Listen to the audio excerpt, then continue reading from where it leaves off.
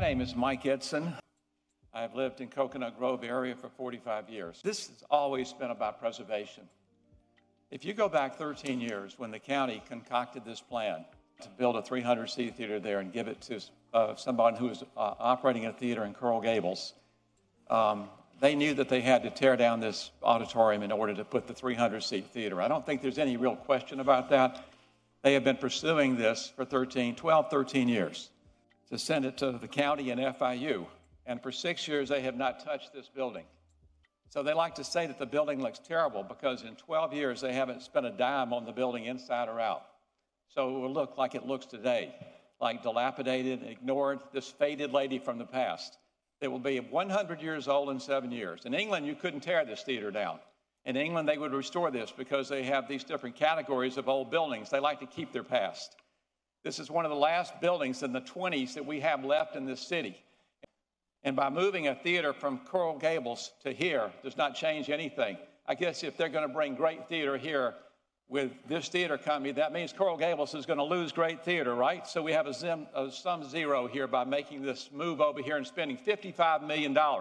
What are we spending? That's the value of the land and the money they want to put into this. To me, this looks like Cocoa Walk 2. How long did that last? About 25 or 30 years. Somewhere in there is going to be a theater. You've got the old building they say they're going to restore, and then they got a bunch of stores and apartments. It's going to be hard to even find the theater in there. It's not going to be the important theater that this theater was.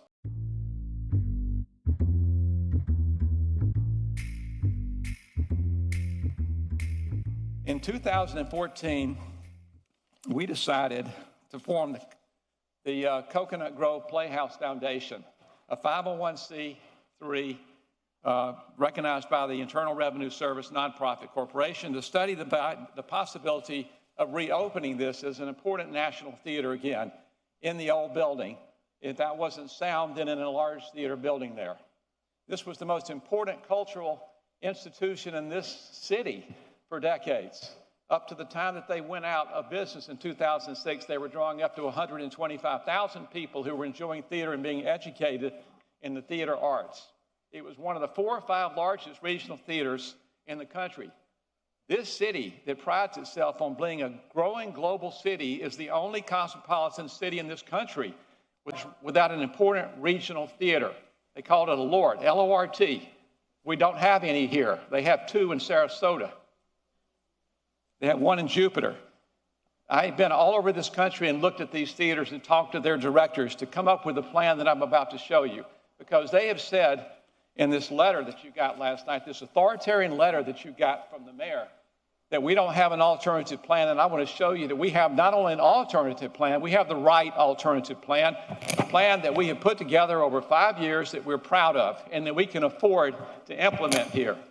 We have done this the right way. We set about proving methodically and deliberately over this period of time using the finest experts in the country, including AMS Theater and Planning in Southport, Connecticut, and Fisher Dax in New York, and many others. I've talked to 9 different architects about how this might be done and whether this theater can be restored and whether it should be restored. This is the front of a new Coconut Grove Playhouse, which has got a building to the right, which is a educational and community outreach building. We can afford to do this. We restore the entire theater to its 1926 condition like we did in Coral Gables with the Books and Books building is the small theater that we would build next to it. We can afford to do this. The total cost of this is less than $50 million. If the city of Miami puts in $10 million into this project, which we discussed with the last 2 mayors, we would have $36.5 million, not 20, $36.5 million, and we have 5 right now. We have not done anything. If you read the letter, you will see. I think a very, very important, we call this the Coconut Grove Playhouse Center. And it's going to cost between $45 and $50 million. We have cleared that with Skanska International, which built the Science Museum. We know that's what it costs. We own the land. It's going to cost about $45 to $50 million to build this. As I said, we have $36.5 million now. If the governments, we got the state government, the federal government involved, putting up tax credits, $4.5 million, 2 from the state for preservation, 10 from the city, 20 from the county, and we will raise $20 million. This is a gap in our cultural offerings, and this is the last chance we're going to have for decades to do this thing right. Thank you very much for letting me speak. Oh, I didn't finish. $36.5 million is what we put into this plan. We would not stop there. We have raised $7 million for the Arts Center in the last 2 months. That's all money that supplements the Adrian Arts Center's operations, that allows us to do programs for people who are underserved in this community, like the Ailey Camp for 150 kids every summer. That is what we want to do in Coconut Grove. We want everybody in this community to participate in this. We don't want this to be a theater that's open from 7 to 9, 4 or 5 days a week and closed 22 weeks a year. We want this to be a center that we can afford here, that's in the right place, because Coconut Grove has got a brand all over the world. They cannot put 300 seats into the restored building, and that's why we're here today. How can you reward somebody who has spent 12 years trying to shove this down our throats, and is going to spend another 5 years trying to build 300 seats here?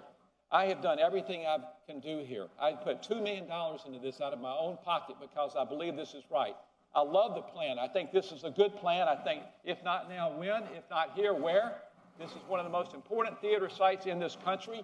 People all over the world are going to reverberate to what we do today. This is a 100-year decision. This is not a little decision about building a 300-seat theater. It's about what we consider important, what legacy we leave to our children. So I appreciate the time that you've given me here today.